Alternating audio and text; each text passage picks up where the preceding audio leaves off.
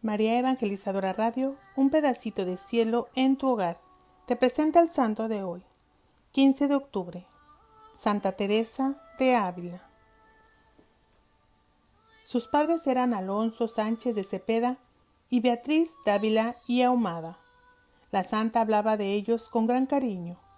Alonso Sánchez tuvo 3 hijos de su primer matrimonio y Beatriz de Ahumada le dio otros 9. Al referirse a sus hermanos y medios hermanos, Santa Teresa escribe: por la gracia de Dios, todos se asemejan en la virtud a mis padres, excepto yo. Teresa nació en la ciudad castellana de Ávila el 28 de marzo de 1515. A los 7 años, tenía ya predilección por la lectura de las vidas de los santos. Su hermano Rodrigo era casi de su misma edad, de suerte que acostumbraban a jugar juntos.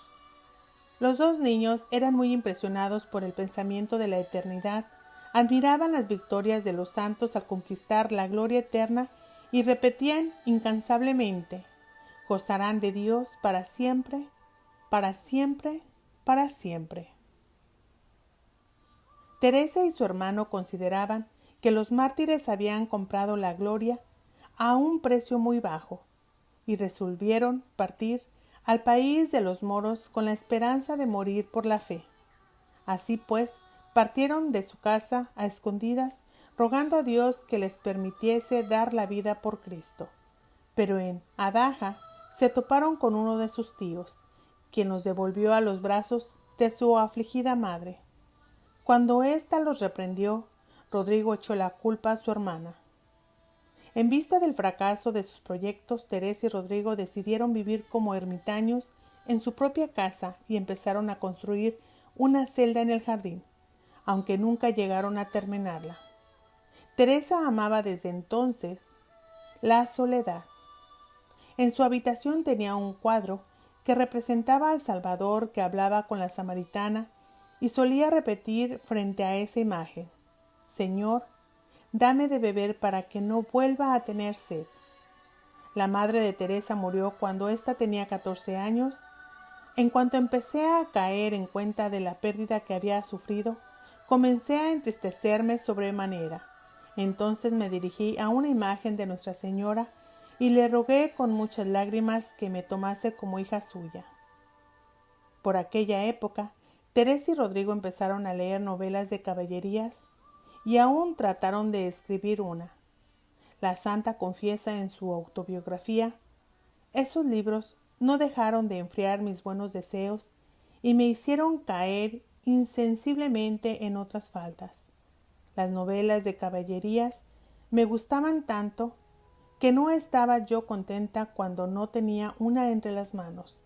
Poco a poco empecé a interesarme por la moda, a tomar gusto en vestirme bien, a preocuparme mucho del cuidado de mis manos, a usar perfume y a emplear todas las vanidades que el mundo aconsejaba a las personas de mi condición. En cambio que, paulatinamente, se operaba en Teresa, no dejó de preocuparse a su padre, quien la llevó a los 15 años de edad a educarse en el convento de las Agustinas de Ávila, en el que solía estudiar las jóvenes de su clase. Un año y medio más tarde, Teresa cayó enferma y su padre la llevó a casa. La joven empezó a reflexionar seriamente sobre la vida religiosa que le atraía y le repugnaba a la vez.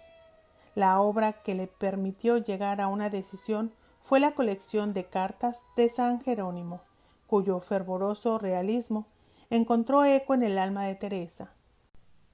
La joven dijo a su padre que quería hacerse religiosa, pero éste le respondió que tendría que esperar a que él muriese para ingresar en el convento. La santa, temiendo flaquear en su propósito, fue a ocultas a visitar a su amiga íntima Juana Suárez, que era religiosa en el convento carmelita de la Encarnación en Ávila, con la intención de no volver, si Juana le dejaba quedarse, a pesar de la pena que le causaba contrariar la voluntad de su padre. Recuerdo que al abandonar mi casa pensaba que la tortura de la agonía y de la muerte no podía ser peor a la que experimentaba yo en aquel momento. El amor de Dios no era suficiente para ahogar en mí el amor que profesaba a mi padre y a mis amigos. La santa determinó quedarse en el convento de la Encarnación. Tenía entonces 20 años. Su padre, al verla tan resuelta, cesó de oponerse a su vocación. Un año más tarde, Teresa hizo la profesión. Poco después se agravó un mal que había comenzado a molestarla desde antes de profesar, y su padre la sacó del convento. La hermana Juana Juárez fue a hacerle compañía a Teresa, quien se puso en manos de los médicos. Desgraciadamente, el tratamiento no hizo sino empeorar la enfermedad, probablemente una fiebre palúdica. Los médicos terminaron por darse por vencidos y el estado de la enferma se agravó. Teresa consiguió soportar aquella tribulación gracias que su tío Pedro, que era muy piadoso, le había regalado un librito del padre Francisco Osuna, titulado El tercer alfabeto espiritual. Teresa siguió las instrucciones de la óbrita y empezó a practicar la oración mental, aunque no hizo en ella muchos progresos por falta de un director espiritual experimentado. Finalmente, al cabo de 3 años, Teresa recobró la salud.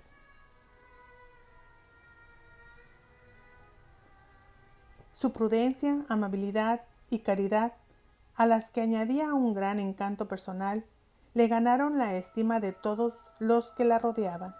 Según la reprobable costumbre de los conventos españoles de la época, las religiosas podían recibir cuantas visitas querían, y Teresa pasaba gran parte de su tiempo charlando en el recibidor del convento. Eso la llevó a descuidar la oración mental, y el demonio contribuyó al inculcarle la íntima convicción, bajo capa de humildad, de que su vida disipada la hacía indigna de conversar familiarmente con Dios. Además, la santa se decía para tranquilizarse que no había ningún peligro de pecado en hacer lo mismo que tantas otras religiosas mejores que ella, y justificaba su descuido de la oración mental, diciéndose que sus enfermedades le impidían meditar. Sin embargo, añade la santa, el pretexto de mi debilidad corporal no era suficiente para justificar el abandono de un bien tan grande, en el que el amor y la costumbre son más importantes que las fuerzas. En medio de las peores enfermedades puede hacerse la mejor oración, y es un error pensar que solo se puede orar en la soledad. Poco después de la muerte de su padre, el confesor de Teresa le hizo ver el peligro en el que se hallaba su alma, y le aconsejó que volviese a la práctica de la oración. La santa no la abandonó jamás desde entonces. Sin embargo, no se decidía aún a entregarse totalmente a Dios, ni a renunciar del todo a las horas que pasaba en el recibidor y al intercambio de los regalillos.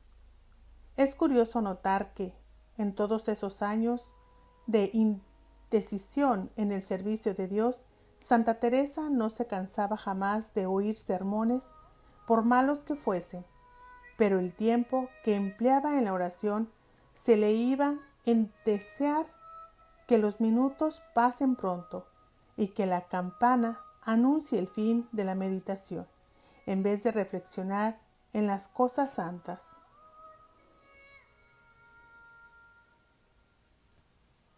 Convencida cada vez más de su indignidad, Teresa invocaba con frecuencia a los grandes santos penitentes, San Agustín y Santa María Magdalena, con quienes están asociados 2 hechos que fueron decisivos en la vida de la santa.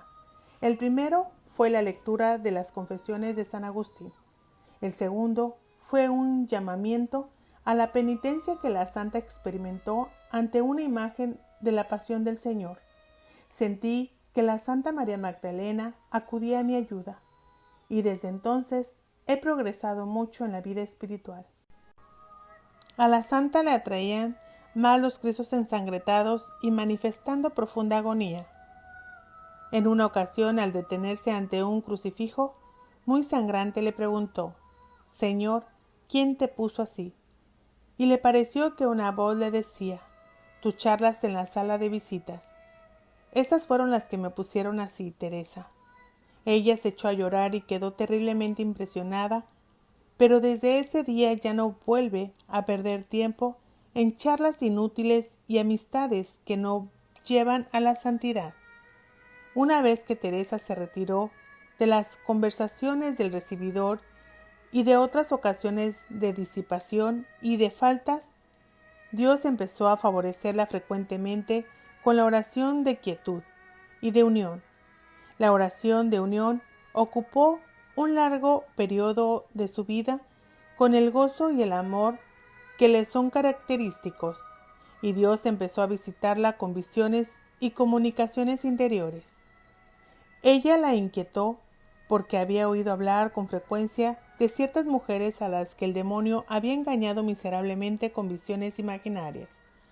Aunque estaba persuadida de que sus visiones procedían de Dios, su perplejidad la llevó a consultar el asunto con varias personas.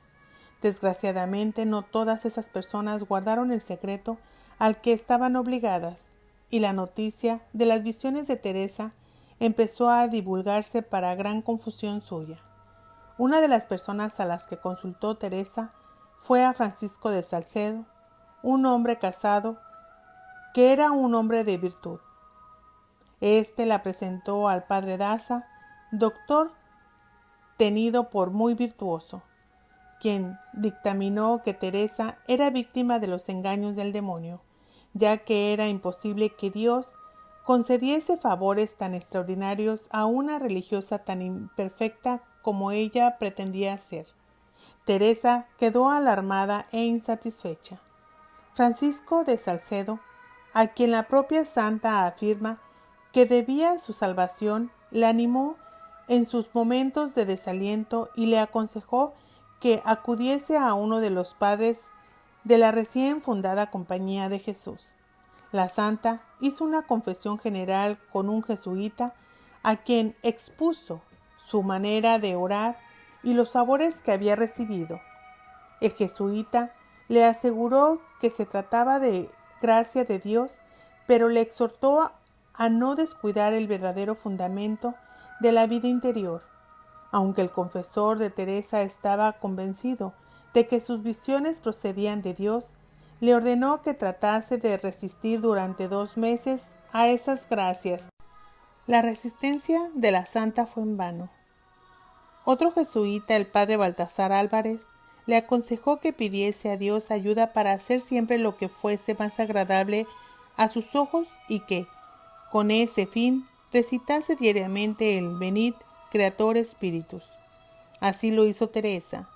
Un día, precisamente cuando repetía el himno, fue arrebatada en éxtasis y oyó en el interior de su alma estas palabras: «No quiero que converses con los hombres, sino con los ángeles». Ella diría después: «El Espíritu Santo, como fuerte huracán, hace adelantar más en una hora la navecilla de nuestra alma hacia la santidad que lo que nosotros habíamos conseguido en meses y años remando con nuestras solas fuerzas».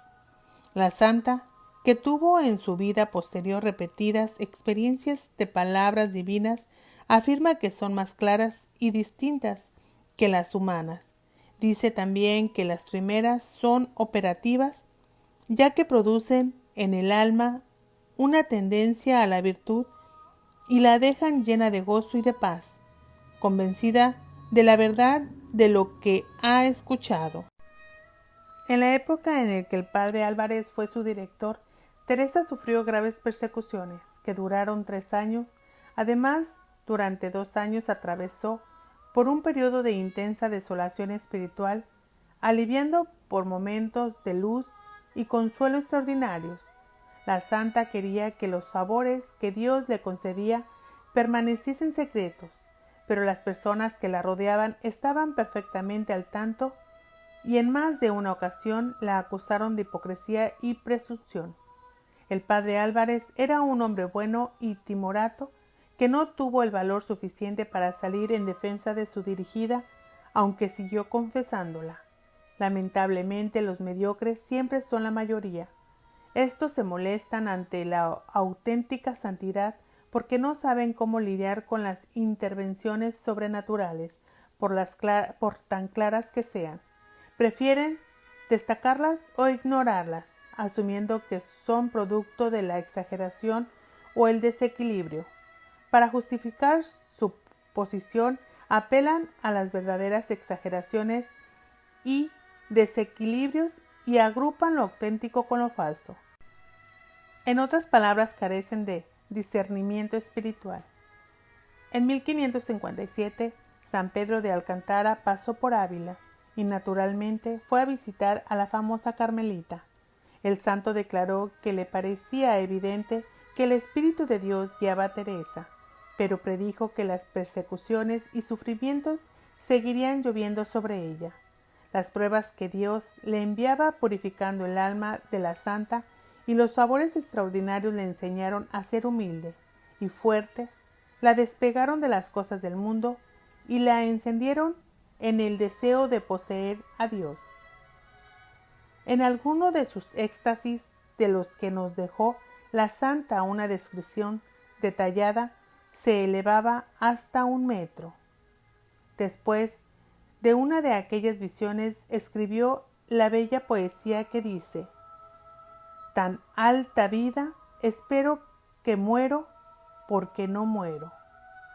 A este propósito comenta Teresa: Dios no parece contestarse con arrebatar el alma así, sino que levanta también este cuerpo mortal manchado con el barro asqueroso de nuestros pecados. En esos éxtasis se manifestaban la grandeza y la bondad de Dios, el exceso de su amor y la dulzura de su servicio en forma sensible, y el alma de Teresa lo comprendía con claridad, aunque era incapaz de expresarlo. El deseo del cielo que dejaban las visiones en su alma eran inefable. Desde entonces dejé de tener miedo a la muerte, cosa que antes me atormentaba mucho. Las experiencias místicas de la santa llegaron a las alturas de los esponsales espirituales, el matrimonio místico y la transverberación. Santa Teresa nos dejó el siguiente relato sobre el fenómeno de la transverberación. Vi a mi lado a un ángel que se hallaba a mi izquierda, en forma humana. Confieso que no estoy acostumbrada a ver tales cosas, excepto en muy raras ocasiones. Aunque con frecuencia me acontece ver a los ángeles, se trata de visiones intelectuales como las que he referido más arriba. El ángel era de corta estatura y muy hermoso. Su rostro estaba encendido como si fuese uno de los ángeles más altos, que son todo fuego. Debía ser uno de los que llamamos querubines. Llevaba en la mano una larga espada de oro, cuya punta parecía un ascua encendida. Me parece que por momentos hundía la espada en mi corazón y me traspasaba las entrañas, y cuando sacaba la espada me parecía que las entrañas se me escapaban con ella y me sentía arder en el más grande amor de Dios. El dolor era tan intenso que me hacía gemir, pero al mismo tiempo la dulcedumbre que aquella pena excesiva era tan extraordinaria que no hubiese yo querido verme libre de ella. El anhelo de Teresa de morir pronto para unirse con Dios estaba temblando por el deseo que la inflamaba de sufrir por su amor. En este propósito escribió: La única razón que encuentro para vivir es sufrir, y eso es lo único que pido para mí. Según reveló la autopsia, en el cadáver de la santa había en su corazón la cicatriz de una herida larga y profunda.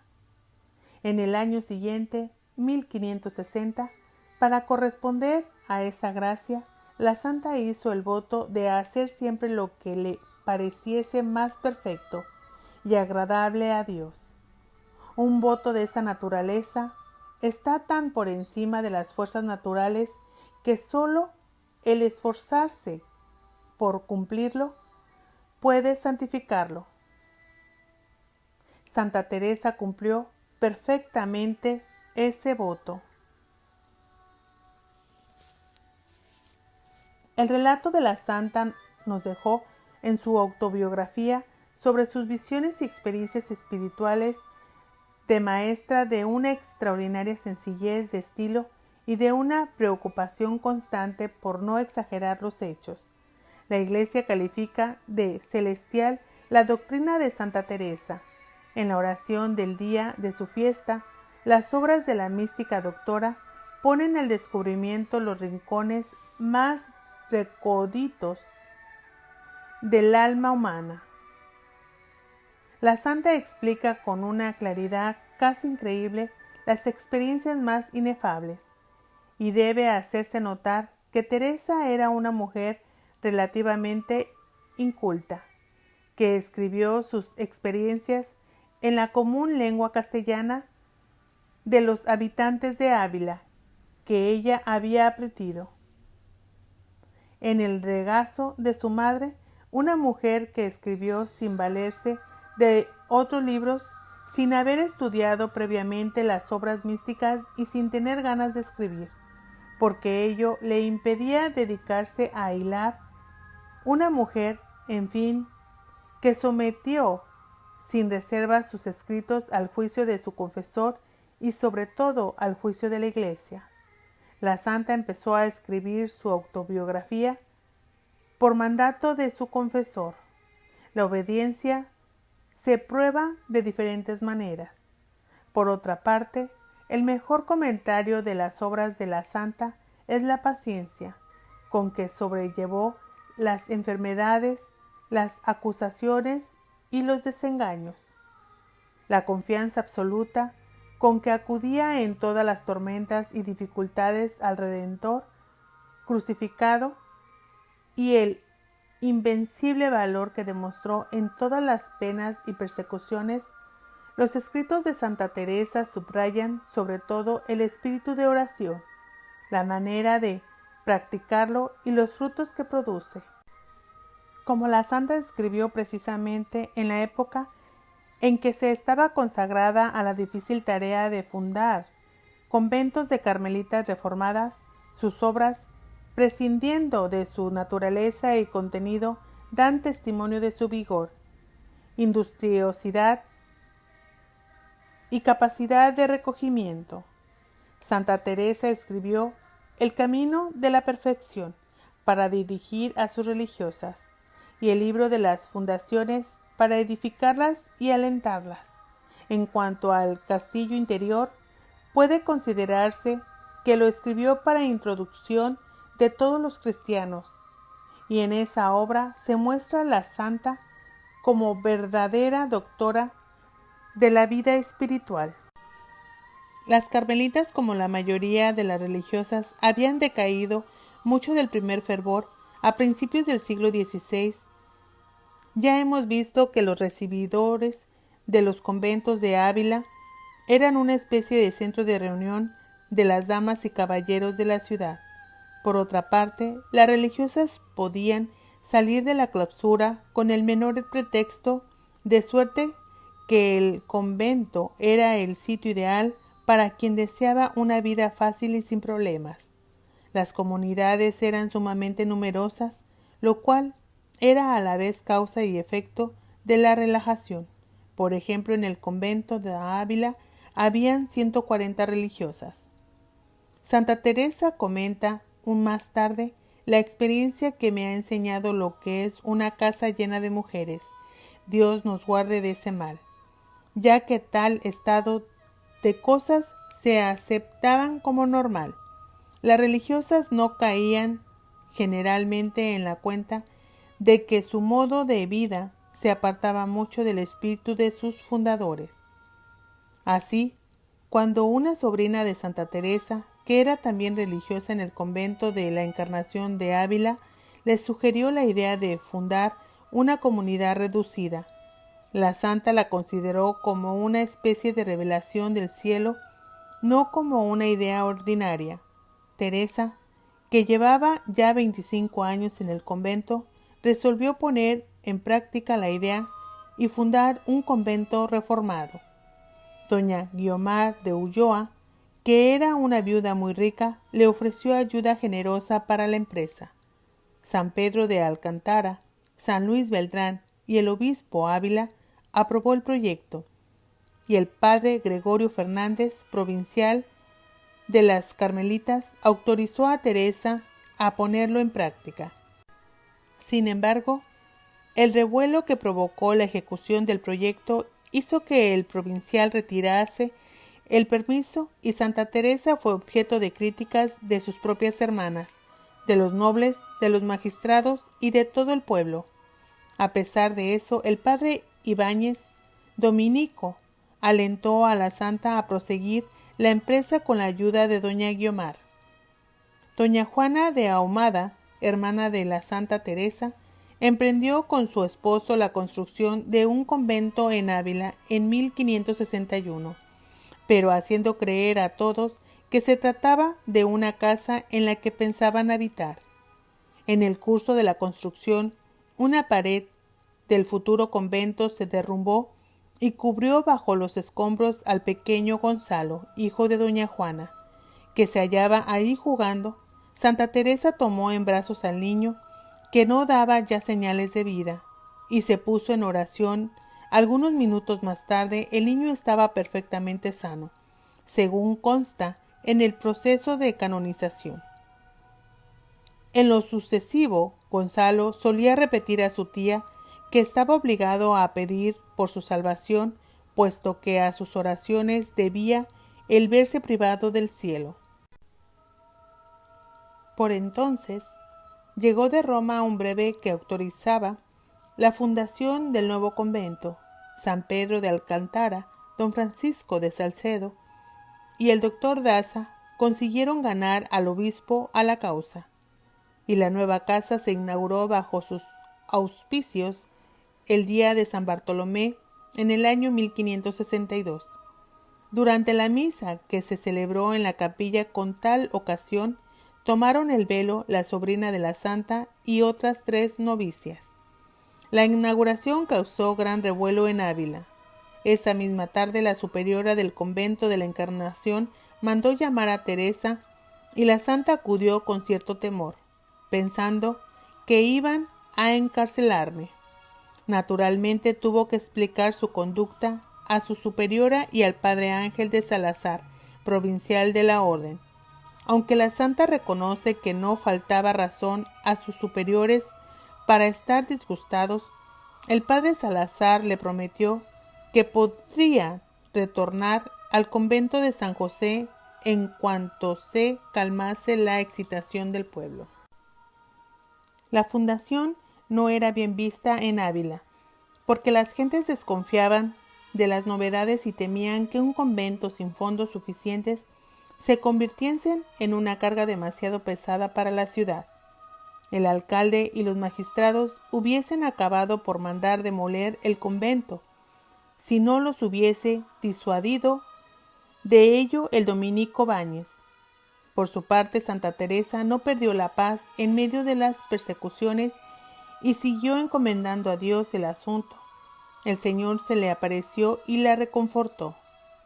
Entretanto, Francisco de Salcedo y otros partidarios de la fundación enviaron a la corte a un sacerdote para que defendiese la causa ante el rey, y los 2 dominicos Báñez e Ibáñez calmaron al obispo y al provincial.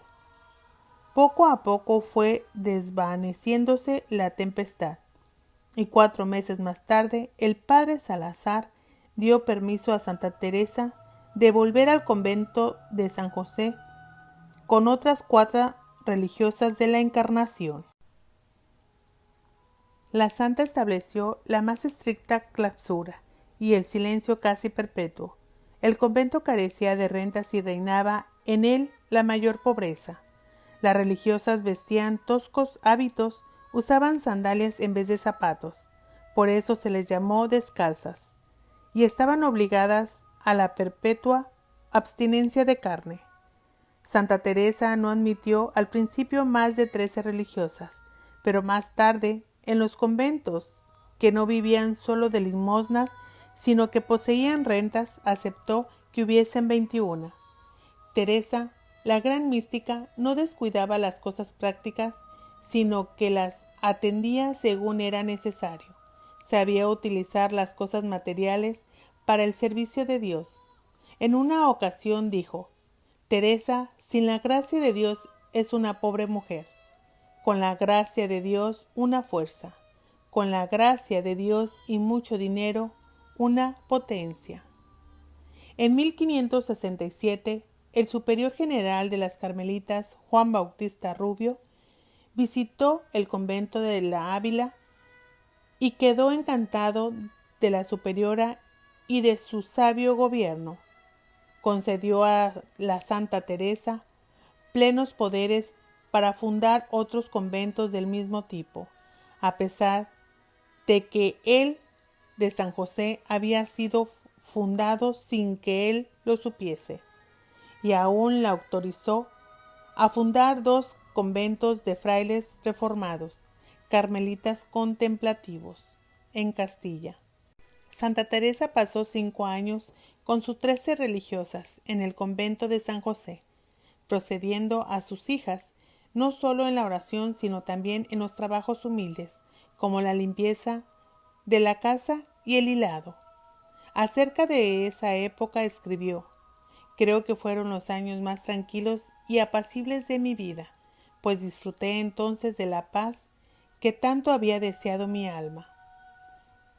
Su divina majestad nos enviaba lo necesario para vivir sin que tuviésemos necesidad de pedirlo, y en raras ocasiones en que nos veíamos en necesidad, el gozo de nuestras almas era todavía mayor. La santa no se contenta con generosidades, sino que desciende a ejemplos menudos, como el de la religiosa que plantó horizontalmente un pepino por obediencia, y la cañería que llevó al convento el agua de un pozo que, según los plomeros, era demasiado bajo. En agosto de 1567, Santa Teresa se trasladó a Medina del Campo, donde fundó el segundo convento, a pesar de las múltiples dificultades que surgieron a petición de la condesa de la Cerda. Se fundó un convento de Malagón. Después siguieron los de Valladolid y Toledo. Esta última fue una empresa especialmente difícil, porque la santa solo tenía 5 ducados al comenzar. Pero, según escribía, Teresa y 5 ducados no son nada, pero Dios, Teresa y 5 ducados bastan y sobran. Una joven de Toledo, que gozaba de gran fama de virtud, pidió ser admitida en el convento y dijo a la fundadora que traería consigo su Biblia. Teresa exclamó: ¿Vuestra Biblia? Dios nos guarde, no entraréis en el convento, porque nosotras somos unas pobres mujeres que solo sabemos hilar y hacer lo que se nos dice. No es que la santa rechace la Biblia, sino que supo descubrir que ésta se habría convertido en un pretexto para faltar en humildad. La santa había encontrado en Medina del Campo a dos frailes carmelitas que estaban dispuestos a abrazar la reforma. Uno era Antonio de Jesús de Heredia, superior del convento de dicha ciudad, y el otro Juan de Yepes, más conocido con el nombre de San Juan de la Cruz. Aprovechando la primera oportunidad que se le ofreció, Santa Teresa fundó un convento de frailes en el pueblecillo de Turuelo en 1568. A este siguió en 1569 el convento de Pastrana. En ambos reinaba la mayor pobreza y austeridad. Santa Teresa dejó el resto de las fundaciones de conventos de frailes a cargo de San Juan de la Cruz. La santa fundó también en Pastrana un convento de carmelitas descalzas. Cuando murió don Ruy Gómez de Silva, quien había ayudado a Teresa en la fundación de los conventos de Pastrana, su mujer quiso hacerse carmelita, pero exigiendo numerosas dispensas de la regla y conservando el tren de vida de una princesa.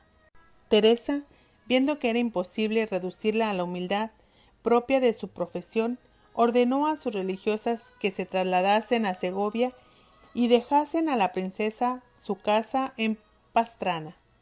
En 1570, la santa con otra religiosa tomó posesión en Salamanca de una casa que hasta entonces había estado ocupada por ciertos estudiantes, que se preocupaban muy poco de la limpieza. Era un edificio grande, complicado y ruidoso, de suerte que al caer la noche la compañera de la santa empezó a ponerse muy nerviosa. Cuando se hallaban ya acostadas en sendos montones de paja, lo primero que llevaba yo en un nuevo monasterio era un poco de paja para que nos sirviese de lecho. Teresa preguntó a su compañera en qué pensaba. La religiosa respondió: estaba yo pensando en qué haría su reverencia si muriese yo en este momento y su reverencia quedase sola con un cadáver. La santa confiesa que la idea le sobresaltó porque, aunque no tenía miedo de los cadáveres, la vista de ellos le producía siempre un dolor en el corazón. Sin embargo, respondió simplemente: cuando eso suceda, ya tendré tiempo de pensar lo que haré. Por el momento lo mejor es dormir. En julio de ese año, mientras se hallaba haciendo oración, tuvo una visión del martirio de los beatos jesuitas Ignacio de Acevedo y sus compañeros, entre los que se contaba su pariente Francisco Pérez Godoy. La visión fue tan clara que Teresa tenía la impresión de haber presenciado directamente la escena e inmediatamente la describió detalladamente al padre Álvarez, quien un mes más tarde, cuando las nuevas del martirio llegaron a España, pudo aprobar la esclavitud de la visión de la santa. Por entonces, San Pío V nombró a varios visitadores apostólicos para que hiciesen una investigación sobre la relajación de las diversas órdenes religiosas, con miras a la reforma. El visitador de las Carmelitas del Castilla fue un dominico muy conocido, el padre Pedro Fernández. El efecto que le produjo el convento de la Encarnación de Ávila fue muy malo, e inmediatamente mandó llamar a Santa Teresa para nombrarla superiora del mismo. La tarea era particularmente desagradable para la santa, tanto porque tenía que separarse de sus hijas, como por la dificultad de dirigir una comunidad que, desde el principio, había visto con recelo sus actividades de reformadora. Al principio las religiosas se negaron a obedecer a la nueva superiora, cuya sola presencia producía ataques de histeria en algunas. La santa comenzó por explicarles que su misión no consistía en instruirlas y guiarlas con el látigo en la mano, sino en servirlas y aprender de ellas. Madres y hermanas mías, el Señor me ha enviado aquí por la voz de la obediencia, a desempeñar un oficio en el que yo jamás había pensado y para el que me siento muy mal preparada. Mi única intención es serviros. No temáis mi gobierno.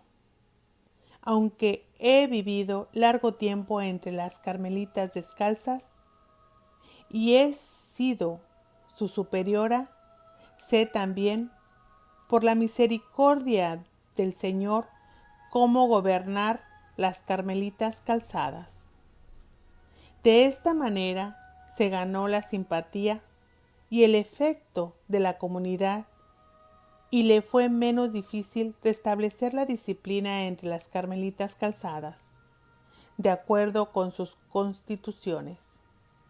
Poco a poco prohibió completamente las visitas demasiado frecuentes, lo cual molestó mucho a ciertos caballeros de Ávila.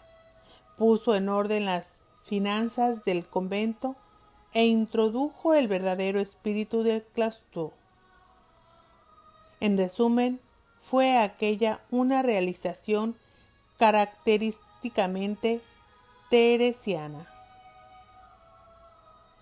En Beas, a donde había ido a fundar un convento, la santa conoció al padre Jerónimo Gracial, quien la convenció fácilmente para que extendiese su campo de acción hasta Sevilla.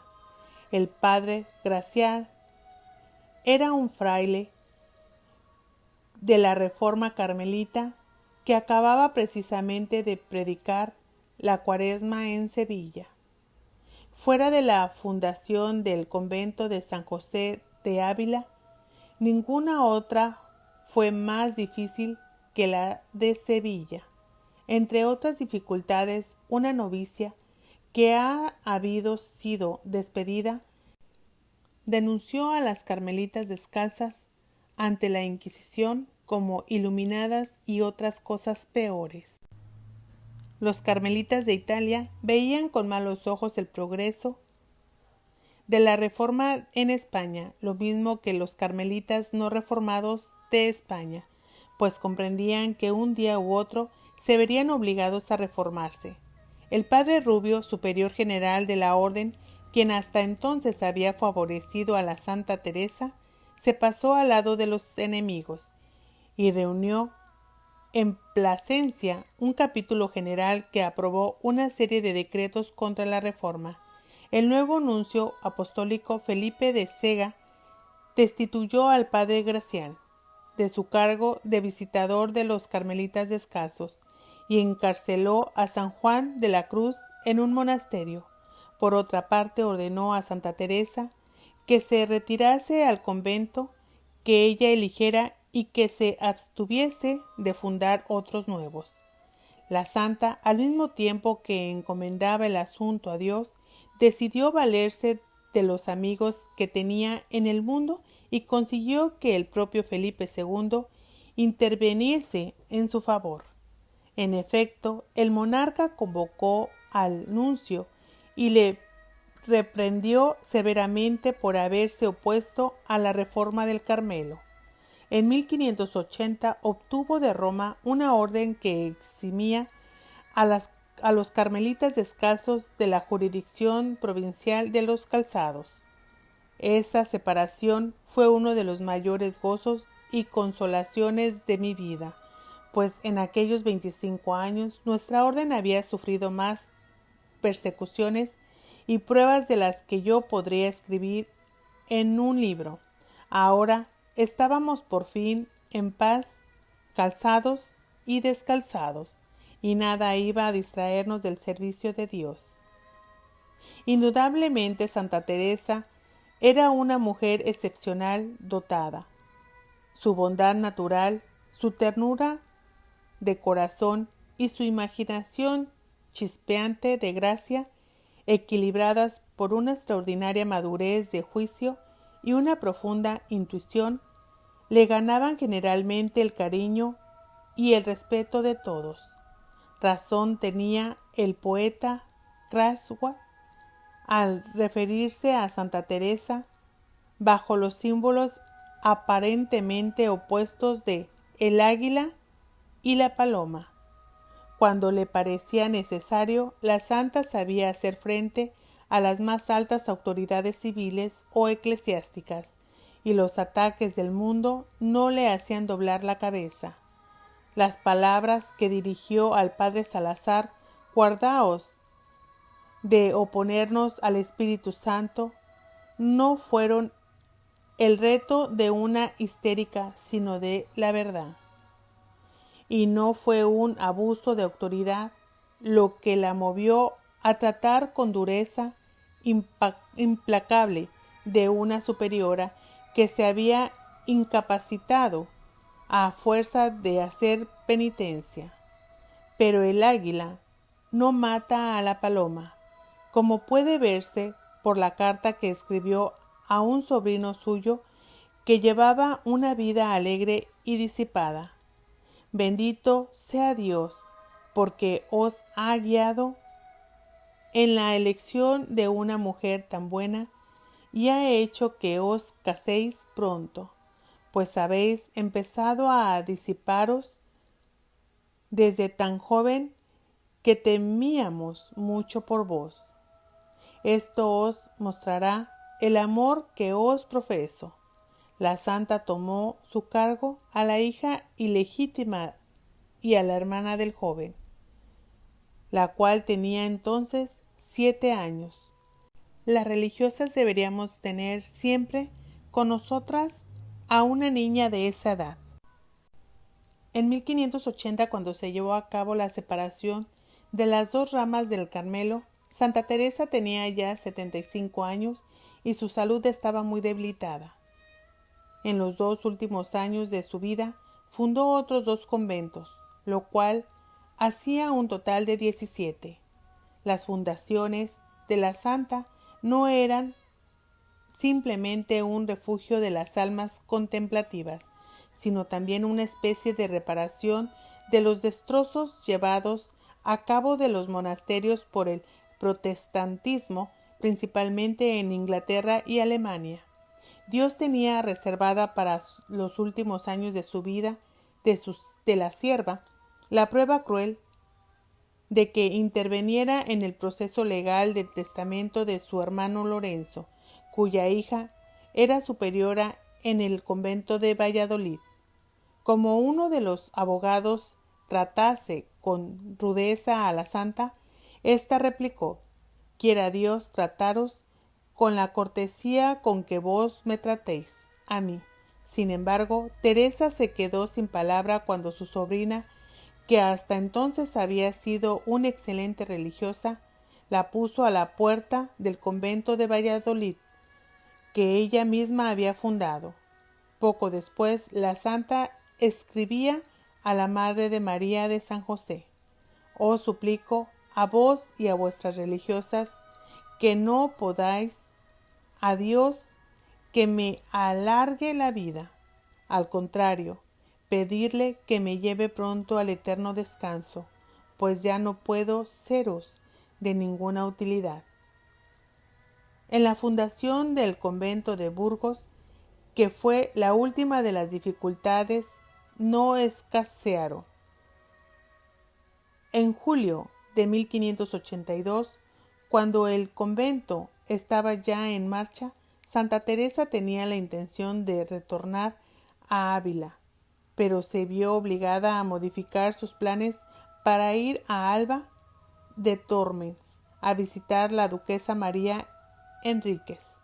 La beata Ana de San Bartolomé refiere que el viaje no estuvo bien proyectado y que Santa Teresa se hallaba ya tan débil que se desmayó en el camino.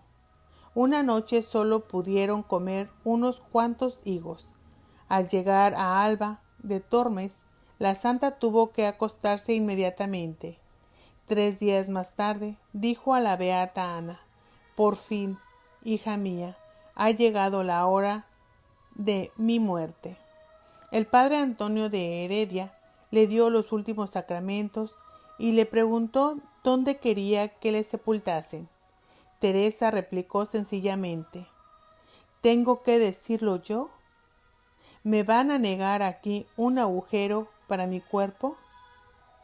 Cuando el padre de Heredia le llevó el viático, la santa consiguió erguirse en el lecho y exclamó: «Oh Señor, por fin ha llegado la hora de vernos cara a cara». Santa Teresa de Jesús, visiblemente transportada por lo que el Señor le mostraba, murió en brazos de la beata Ana a las 9 de la noche el 4 de octubre de 1582. Precisamente el día siguiente entró en vigor la reforma gregoriana del calendario que suprimió 10 días, de suerte que la fiesta de la Santa fue fijada más tarde el 15 de octubre. Santa Teresa fue sepultada en Alba de Tormes, donde reposan todavía sus reliquias. Su canonización tuvo lugar en 1622. El 27 de septiembre de 1970, Pablo VI le reconoció el título de doctora de la Iglesia. En la actualidad, las carmelitas descalzas son aproximadamente 14,000 en 835 conventos en el mundo. Los carmelitas descalzos son 3,800 en 490 conventos. Oración a Santa Teresa de Jesús de San Alfonso de Ligorio. Oh Santa Teresa, Virgen Seráfica, querida esposa de tu Señor crucificado, tú, quien en la tierra ardió con un amor tan intenso hacia tu Dios y mi Dios, y ahora iluminas como una llama resplandeciente en el paraíso, obtén para mí también, te lo ruego, un destello de ese mismo fuego ardiente y santo que me ayude a olvidar el mundo, las cosas creadas, aún yo mismo, porque tu ardiente deseo era verle adorado por todos los hombres. Concédeme que todos mis pensamientos, deseos y afectos sean dirigidos siempre a hacer la voluntad de Dios, la bondad suprema, aun estando en gozo o en dolor, porque Él es digno de ser amado y obedecido por siempre. Obtén para mí esta gracia, tú que eres tan poderosa con Dios, que yo me llene de fuego como tú en el santo amor de Dios.